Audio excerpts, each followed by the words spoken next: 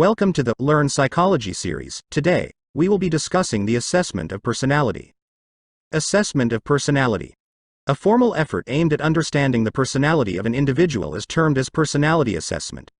We rely on our past experiences to understand and predict behavior with minimum error and maximum accuracy.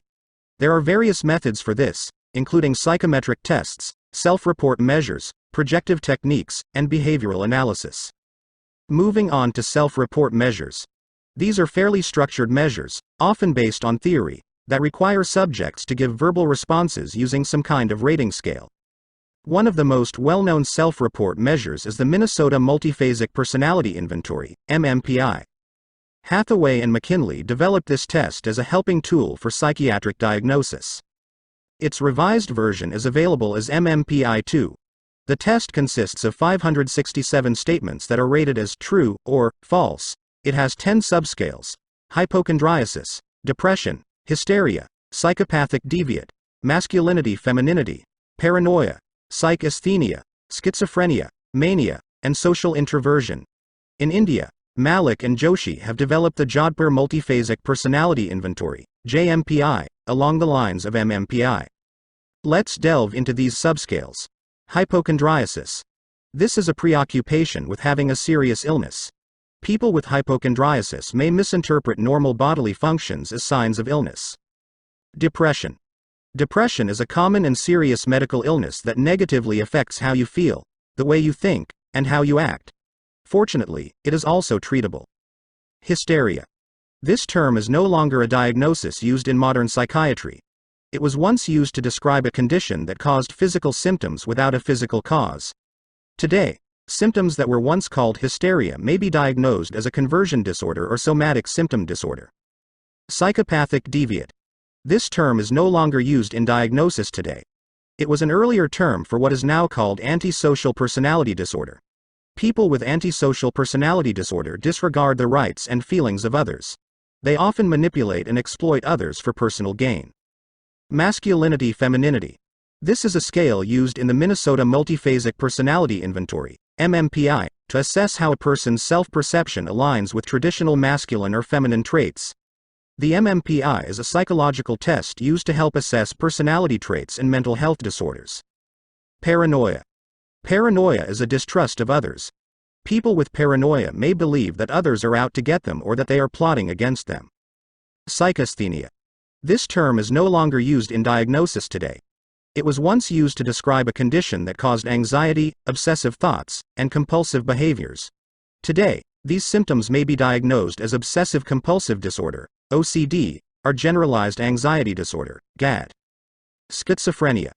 Schizophrenia is a serious mental disorder that can affect a person's thoughts, emotions, and behaviors. People with schizophrenia may experience hallucinations, delusions, and disorganized speech or thinking. Mania. Mania is a period of abnormally elevated mood or irritability that interferes with a person's ability to function. Mania is a symptom of bipolar disorder. Social introversion. Introversion is a personality trait characterized by a preference for quiet, solitary activities. Introverts often feel drained by being around people for extended periods.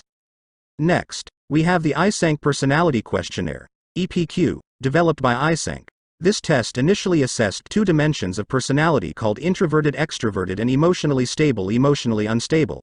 It includes 32 personality traits. Later on, Eysenck added a third dimension, called psychoticism. A person scoring high on this dimension tends to be hostile, egocentric, and antisocial. This test is also widely used. Another important self-report measure is the 16 Personality Factor Questionnaire, 16PF. Raymond Cattell used factor analysis to identify the basic personality structure. The test consists of declarative statements and is suitable for those at the high school level. It has been found extremely useful in career guidance, vocational exploration, and occupational testing. Apart from the few popular tests which use self-report technique which have been described above, there are several others that try to assess specific dimensions of personality, e.g., authoritarianism, locus of control, optimism, etc. However, the self-report measures suffer from a number of problems. Social desirability is one of them. It is a tendency on the part of the respondent to endorse items in a socially desirable manner. Acquiescence is another one. It is a tendency of the subject to agree with items, questions irrespective of their contents. It often appears in the form of saying yes to items. These tendencies render the assessment of personality less reliable. Now, let's move on to projective techniques. In these situations, people generally become self-conscious and hesitate to share their private feelings, thoughts, and motivations. When they do so, they often do it in a socially desirable manner.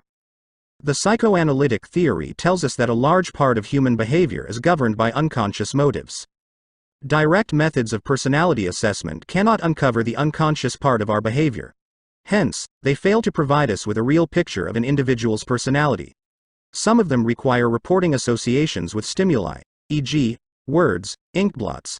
Some involve story writing around pictures, some require sentence completions, some require expression through drawings, and some require choice of stimuli from a large set of stimuli.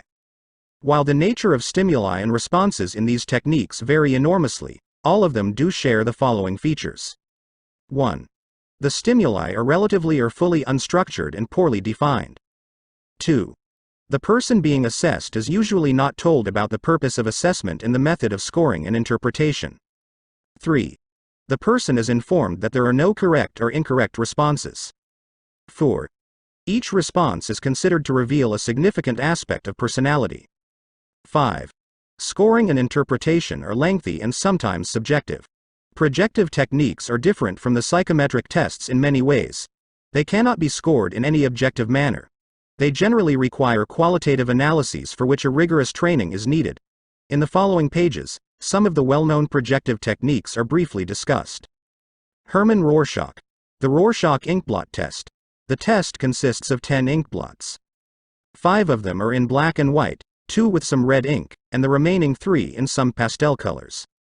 The blots were originally made by dropping ink on a piece of paper and then folding the paper in half, hence called Inkblot test.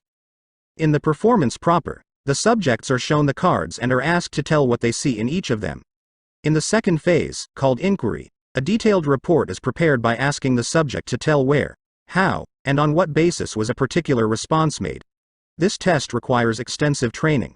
Computer techniques too have been developed for analysis of data. Morgan and Murray. The Thematic Apperception Test, TAT.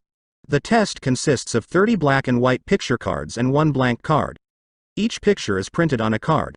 20 cards are appropriate for a subject. The cards are presented one at a time. The subject is asked to tell a story describing the situation. What led up to the situation? What is happening at the moment? What will happen in the future? And what the characters are feeling and thinking. Uma Chaudhary's Indian adaptation of TAT is also available. Rosenzweig's Picture Frustration Study, PF Study. This test is used to understand how people express aggression in the face of a frustrating situation. The test presents with the help of cartoon-like pictures a series of situations in which one person frustrates another, or calls attention to a frustrating condition. The analysis of responses is based on the type and direction of aggression. The direction of aggression may be towards the environment, towards oneself, or it may be tuned off in an attempt to gloss over or evade the situation. Parikh has adapted this test for use with the Indian population. Sentence Completion Test. In this test, subjects are asked to provide an ending to the sentence. The type of endings used by the subjects reflect their attitudes, motivation, and conflicts. It provides opportunities to reveal their underlying unconscious motivations. Draw a Person Test. A pencil and eraser is provided to facilitate drawing. After the completion of the drawing, the subject is generally asked to draw the figure of an opposite-sex person. Then, they are asked to tell a story about the person as if he was a character in a novel or play. Some examples of interpretations are as follows. 1. Omission of facial features suggests that the person tries to evade a highly conflict-ridden interpersonal relationship. 2. Graphic emphasis on the neck suggests lack of control over impulses. 3. Disproportionately large head suggests organic brain disease and preoccupation with headaches. The analysis of personality with the help of projective techniques appears fairly interesting. They can help uncover unconscious motives, deep-rooted conflicts, and emotional complexes of an individual. However, the interpretation of the responses requires sophisticated skills and specialized training. There are area problems associated with the reliability of scoring and validity of interpretations. But, the practitioners have found these techniques quite useful.